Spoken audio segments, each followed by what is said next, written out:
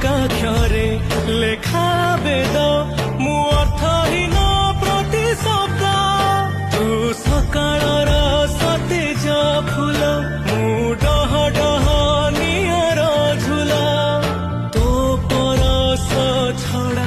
ଆଉ କିଛି ଖୋଜିନି